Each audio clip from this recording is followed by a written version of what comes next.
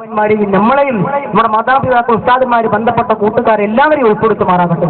നമ്മൾ പ്രാർത്ഥിക്കുക, ആക്കിപ്പത്ത് നന്നായി മരിക്കുക, അല്ലാഹു തൗഫീഖ് നൽകട്ടെ. അത് പ്രിയപ്പെട്ടവരെ, നമ്മൾ നന്നാവുക, നമ്മുടെ മക്കളെ നന്നാക്കുക, നന്മയുടെ വക്താക്കളായി മാറുക. അതിനെന്താ മാർഗം? വിശുദ്ധ ഖുർആൻ പറഞ്ഞിട്ടുണ്ടാ, യാ അയ്യുഹല്ലദീന ആമനൂ, ഓ സത്യവിശ്വാസികളെ, ഇത്തഖുല്ലാഹ, നിങ്ങൾ അല്ലാഹുവിനെ സൂക്ഷിക്കണമെന്ന്, വകൂനൂ മഅസ്സാദിഖീൻ, നിങ്ങൾ സത്യസന്ധന്മാരോട് കൂടെ ആയിരിക്കണം. നിങ്ങൾ സത്യസന്ധന്മാരോട് കൂടെ ആയിരിക്കണം. നമ്മുടെ സഹപാഠികളൊക്കെ സത്യസന്ധന്മാരോട് കൂടെ ആയിരിക്കാം. നല്ലോളപ്പനം ജീവിക്കുക, നല്ല മാർഗത്തിലൂടെ സഞ്ചരിക്കുക, നന്മയുടെ വക്താക്കളായി മാറുക. നമുക്കറിയാം, ഇവിടെ പ്രവർത്തിക്കുന്ന എന്റെ പ്രിയപ്പെട്ട സ്നേഹനിധികളായ കർമ്മോത്സകരായ SKSSFന്റെ പ്രവർത്തകന്മാർ ഇവിടെ അഖിലുസുന്നത്തി വൽ ജമാഅത്തിന്റെ പ്രവർത്തനവുമായി കൊണ്ട് ധീരമായി പ്രവർത്തിച്ചു കൊണ്ടിരിക്കുമ്പോൾ, എന്റെ ഉമ്മമാരെ, എന്റെ രക്ഷിതാക്കളെ, നമ്മുടെ മക്കളെ അതിന്റെ പിന്നിൽ അടിയുറപ്പിച്ചുകൊണ്ട് ആ പതാക നെഞ്ചോട് ചേർത്ത് പിടിച്ചുകൊണ്ട് ആ പതാക തുറ്റവാഹകരായിക്കൊണ്ട് അതിന്റെ പിന്നിൽ അണിനിരക്കാൻ നമ്മുടെ മക്കളൊക്കെ പറഞ്ഞേക്കണം. ഇന്ന് നമുക്കൊരു മാർഗമുള്ളൂ. നമുക്ക് അന്തസ്സോടുകൂടി ജീവിക്കാൻ ബഹുമാനപ്പെട്ട പണ്ഡിയത്ത് ഉസ്താദും ശംസുൽ ഉലമ ഇ.കെ. ഉസ്താദിനെ പോലുള്ള മഹാന്മാരൊക്കെ ആശീർവാദത്തോടു കൂടി ഈ കാണുന്ന അർദ്ധചന്ദ്ര നക്ഷത്രാങ്കിത ധവള ഹരിത നീല പതാക ബഹുമാനപ്പെട്ട കണ്ണിയത്ത് ഉസ്താദ് നമ്മളെ കയ്യിൽ തന്നതാണ്. മക്കളെ പ്രവർത്തിച്ചോ, അല്ലാഹുവിന്റെ ഇലാഹിയായ തൗഫീഖ് ഈ പതാകയോടൊപ്പം ഉണ്ട്. ഇത് പിടിച്ചുകൊണ്ട് സഗൗരവം അല്ലാഹുവിന്റെ ദീനിന് വേണ്ടി പ്രവർത്തിച്ചോ എന്ന് പറഞ്ഞ് ജീവിതത്തിൽ ഒരു കറാഹത്ത് പോലും തൊട്ട് തീണ്ടാത്ത വിശുദ്ധ ജീവിതത്തിന്റെ ഉടമയായ ബഹുമാനപ്പെട്ട കണ്ണിയത്ത് ഉസ്താദ് നൽകിയ പതാക, ആ പതാക പയക്കൂല കൂട്ടരെ. അതിന്റെ പേരിലൊക്കെ അടിയുറച്ചുകൊണ്ട് യുവാക്കളെ അഭിമാനത്തോടു കൂടി പ്രവർത്തിച്ചോ, അന്തസ്സോടു കൂടി പ്രവർത്തിച്ചോ. മരണം വരെ തന്റെ ശരീരത്തിൽ ഒരു തുള്ളി രക്തമുള്ള കാലത്തോളം ആ പതാക പിടിച്ച് നെഞ്ചോട് ചേർത്ത് പിടിച്ചുകൊണ്ട് അതിന്റെ പിന്നിൽ പ്രവർത്തിക്കുവാൻ, അതിന്റെ പിന്നിലെ പ്രവർത്തകന്മാരാകാൻ, നമ്മൾ പാറ പോലെ ഉറച്ചു നിന്ന് പർവ്വത കണക്ക് ഉയർന്ന് പ്രവർത്തിക്കാൻ എന്റെ യുവാക്കൾ നമ്മൾ സന്നദ്ധരാകണം. അല്ലാഹുവിന്റെ അടുത്ത് കൂലി ലഭിക്കുന്ന കാലം. ബഹുമാനപ്പെട്ട ശംസുൽ ഉലമ ഇ.കെ. ഉസ്താദ് പറഞ്ഞതെന്താ? മക്കളെ, നിങ്ങളെ കൂടെ പണം ഉണ്ടാകണമെന്നില്ല, ഭൗതിക സുഖം ഉണ്ടാകണമെന്നില്ല, എന്നാലും ഇലാഹിയായ റബ്ബിന്റെ തൗഫീഖ് ഈ കാണുന്ന അർദ്ധചന്ദ്ര നക്ഷത്രാങ്കീത ധവള ഹരിത നീലക്ക് പതാക അതോടൊപ്പം ആ മക്കളെ അതുകൊണ്ട് പ്രവർത്തിച്ചോ എന്ന് അവര് കാണിച്ചു തന്നതാ. അവരൊക്കെ കഥയും അവരൊക്കെ ആക്കിപത്ത് ഈമാനോട് കൂടി മരിച്ചുപോയ കഥ ഇന്നലെ ബഹുമാനപ്പെട്ട അബ്ദുൽ സമദ് പൂക്കോട്ടൂർ സാഹിബ് ഇവിടെ സൂചിപ്പിച്ചിട്ടുണ്ടാവും. നമുക്ക് ആ മാർഗം മതി. ഇനി ബഹുമാനപ്പെട്ടവര് ഭൗതികമായിക്കൊണ്ടും മതപരമായിക്കൊണ്ടും പഠിക്കുന്ന വിദ്യാർത്ഥികളെ ഒരു പ്ലാറ്റ്ഫോമിൽ ഒരുമിച്ചുകൊണ്ട് ഒരു പതാകക്ക് കീഴിൽ അണിയിച്ചൊരുക്കിയ സമസ്ത കേരള സുന്നി വിദ്യാർത്ഥി ഫെഡറേഷൻ അതിന്റെ പിന്നിൽ പ്രവർത്തിക്കുവാൻ, അതിന്റെ പ്രവർത്തകന്മാരാകുവാൻ നമ്മുടെ മക്കൾ അതിനു വേണ്ടി പ്രവർത്തിക്കാൻ മാറുക. അതാണ് പറഞ്ഞത്, യാ അയ്യുഹല്ലദീന ആമനൂ, ഓ സത്യവിശ്വാസികളെ, ഇത്തഖുല്ലാഹ്, അല്ലാഹുവിനെ സൂക്ഷിക്കുക, വകൂനൂ മഅസ്സാദിഖീൻ, നിങ്ങൾ സത്യസന്ധന്മാരോട് കൂടെയാവുക. അതെ, സത്യത്തിന് വേണ്ടി പ്രവർത്തിക്കുന്ന ആ മാർഗത്തിലൂടെ യാവുക ഞാൻ നിങ്ങളും. അല്ലാഹു തൗഫീഖ് നൽകുമാറാകട്ടെ. നമുക്കറിയാം, ഇന്ന് നമ്മുടെ പെൺമക്കളുടെയും അവസ്ഥ, സ്ത്രീകളുടെയും അവസ്ഥ വളരെ അപകടത്തിലൂടെയാണ് സഞ്ചരിച്ചു കൊണ്ടിരിക്കുന്നത്. അതിനും പരിഹാരം വേണം. എല്ലാത്തിനും പരിഹാരം നേടിക്കൊണ്ട് വിശുദ്ധ ജീവിതം നയിച്ചുകൊണ്ട് നല്ല നിലക്ക് പെടുന്ന കണ്ണടച്ചുകൊണ്ട് വീട്ടിൽ നിന്ന് പതിയിറങ്ങണം. അതിനുവേണ്ടിയാണ് നമ്മുടെ ജീവിതം കൊണ്ട് നേടിയെടുക്കേണ്ടത്. ആ ഒരു മാർഗമാണ് നമുക്ക് നേടിയെടുക്കേണ്ടത്. അതുകൊണ്ട് കൂട്ടുകാരെ, നമ്മുടെ പെൺമക്കളെ, ഇന്ന് അപകടങ്ങൾ നിറഞ്ഞു നിൽക്കുന്ന കാലഘട്ടമല്ലേ പ്രിയപ്പെട്ട രക്ഷിതാക്കളെ? ഇന്ന് അപകടങ്ങളും അതുപോലെ തന്നെ അള്ളാഹ് പൊരുത്തപ്പെടാത്ത മാർഗങ്ങളൊക്കെ നിറഞ്ഞു നിൽക്കുമ്പോ എന്റെ ഉമ്മമാരെ, നമ്മുടെ പെൺമക്കളെ വിദ്യാലയത്തിലേക്ക് ചെല്ലുമ്പോ അള്ളാഹ് പൊരുത്തപ്പെടുന്ന മാർഗത്തിലൂടെയാണ്, അവളെ വസ്ത്രം അള്ളാഹ് പൊരുത്തപ്പെടുന്ന മാർഗത്തിലൂടെയാണ്, അവളെ ഒതുക്കത്തിലും ചിട്ടയിലും അതവിലുമാണ് ഭൗതിക കലാലയത്തിലേക്ക് പോകുന്നതെന്ന് ചിന്തിച്ചില്ല എങ്കിൽ എന്റെ പ്രിയപ്പെട്ട ഉമ്മമാരെ, ലോകത്തിന്റെ നേതാവ് മുഹമ്മദ് റസൂലുള്ളാഹ് അവിടുന്ന് മെഹ്റാജിന് വേണ്ടി ചെന്നപ്പോ അവിടുന്ന് സുവലോക സ്വർഗം കാണാനിടയായി, നരകവും കാണാനിടയായപ്പോൾ അതാ നരകത്തിൽ ചെന്നപ്പോൾ ഒരു കൂട്ടം പെണ്ണുങ്ങളെ ശിക്ഷിക്കപ്പെടുന്നതായി കണ്ട് അവിടെ മുടിയുണ്ടല്ലോ അതാകെ ശരീരമാകെ വരിഞ്ഞു കെട്ടിക്കൊണ്ടതാ.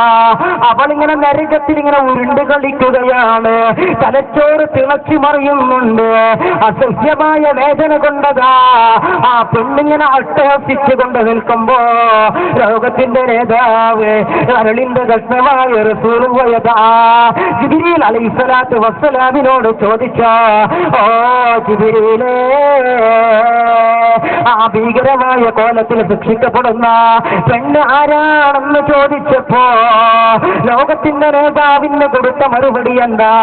യാ റസൂലല്ലാഹ്, ദുനിയാവിൽ തലമറക്കാത്ത, അവളെ മുടി അന്യപുരുഷന്മാര് കാണത്തക്ക വിധത്തില് അവർ ദുനിയാവിൽ കുത്തയിഞ്ഞ് ജീവിച്ച പെണ്ണുങ്ങളാ. എന്റെ പ്രിയപ്പെട്ട ഉമ്മമാര്, നരകത്തിൽ കൂടുതലും കണ്ടത് സ്ത്രീകളെയാണെന്ന് പറയുമ്പോ എന്നാൽ വേറെ കൂട്ടം പെണ്ണുങ്ങളെ ശിക്ഷിക്കപ്പെടുന്നതായി കണ്ടോ? അവ തലയുണ്ടല്ലോ പന്നിയുടെ തലയാണ്, കഴുതയുടെ ശരീരവുമുള്ള ഒരു കൂട്ടം പെണ്ണുങ്ങളതാ ഭീകര രൂപത്തിൽ ശിക്ഷിക്കപ്പെടുന്നു. റസൂലുള്ളാഹി ജിബ്രീലിനോട് അന്വേഷിച്ചപ്പോ ബഹുമാനപ്പെട്ടവർ കൊടുത്ത മറുപടി എന്താ?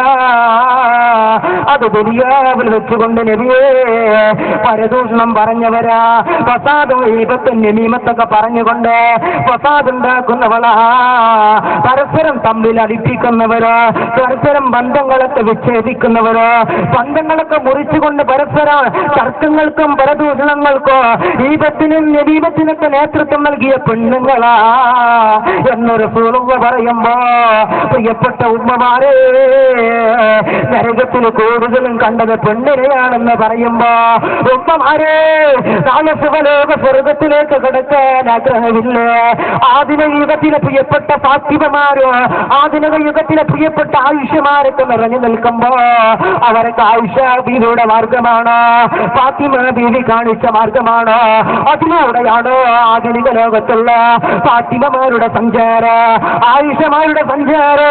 അതുപോലെ പടച്ചുറപ്പ് പൊരുത്തപ്പെടാത്ത മാർഗത്തിലൂടെയൊക്കെ ആനന്ദങ്ങളൊക്കെ കണ്ടെത്തിക്കുമ്പോ എന്റെ പ്രിയപ്പെട്ട ഉമ്മമാരെ, നിങ്ങൾക്കൊരു കാര്യം ഞാൻ പറഞ്ഞു തരാ. നരകത്തിലേക്ക് നിങ്ങൾ കൂടുതലും റസൂലുള്ളാഹി കണ്ടത് നിങ്ങളെയാണെങ്കിൽ ഒരു പെണ്ണിന്റെ കാര്യം അത്ഭുതമാ. ഒരു പെണ്ണിനെ നരകത്തിൽ കൂടുതലും ഹബീബായ നബി തങ്ങൾ കണ്ടത് കൂടുതലും പെണ്ണുങ്ങളെ.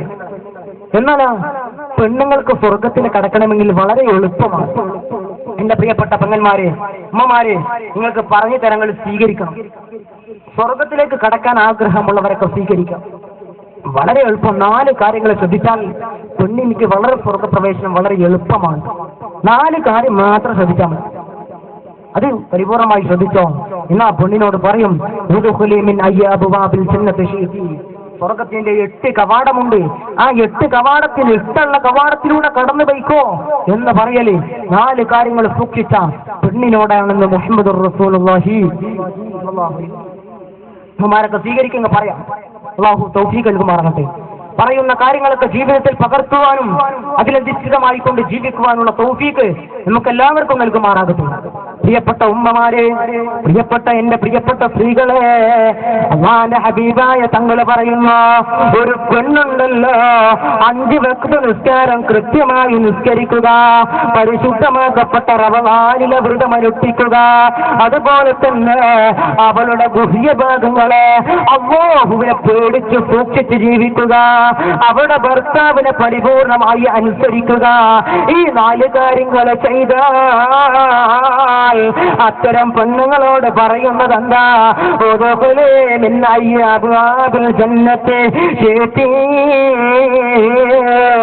അല്ലയോ പെണ്ണേ, 5 വഖ്ത് കൃത്യമായി നിസ്കരിച്ച പെണ്ണേ, റമദാനിലെ വ്രതമനുഷ്ഠിച്ച പെണ്ണേ, ഗുഹ്യഭാഗങ്ങളെ പടച്ചുറപ്പിനെ സൂക്ഷിച്ചുകൊണ്ട് പേടിച്ച് ജീവിച്ച പെണ്ണ്, തന്റെ ഭർത്താവിന് പരിപൂർണമായി അനുസരിച്ചു കൊണ്ട് വൈപ്പെട്ട് ജീവിച്ച പെണ്ണ്, നിങ്ങളോട് സ്വർഗത്തിലേക്ക് നിങ്ങൾക്ക് ഇഷ്ടമുള്ള കവാടത്തിലൂടെ ചെന്നോ എന്ന് റസൂലുള്ളാഹി തങ്ങള് അവിടുന്ന് പടച്ചുറപ്പ് പറയുമെന്ന് റസൂലുള്ളാഹി പറയുമ്പോ എന്റെ പ്രിയപ്പെട്ട ഉമ്മമാരെ, നമ്മുടെ ജീവിതം ശുദ്ധീകരിക്കേണ്ടതുണ്ട്.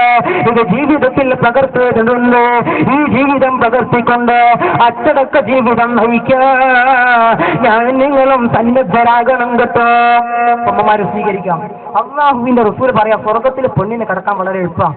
ഒന്നെന്താ, 5 വക്ത നിസ്കാരം കൃത്യമായി നിസ്കരിക്കാം, റമദാൻ മാസം വരുമ്പോൾ നോമ്പ് നോക്കാം, ഓളെ ഗുഹ്യ ഭാഗങ്ങളൊക്കെ പേടിച്ച് അള്ളാനെ പേടിച്ച് സൂക്ഷിച്ച് അച്ചടക്കത്തിൽ ജീവിക്കാം. മറ്റൊന്നെന്താ, ഭർത്താവിനെ 100% അനുസരിച്ച് ജീവിക്കാം. അല്ലെങ്കിൽ പ്രശ്നം വരുക, ഭർത്താവിനെ പരിപൂർണമായി അനുസരിച്ച് ജീവിച്ചല്ല എങ്കിൽ അഷ്ടൊക്കെ ഭർത്താവ് നിങ്ങളെ ഗ്ലാമറും നിങ്ങളെ ചുരുക്കൊക്കെ കാണുമ്പോൾ ചിലപ്പോൾ നിങ്ങൾക്ക് വേണ്ടി കൊഞ്ചിരിക്കും. ആ ഭാഗത്തേക്ക് ഞാൻ കടക്കുന്നില്ല.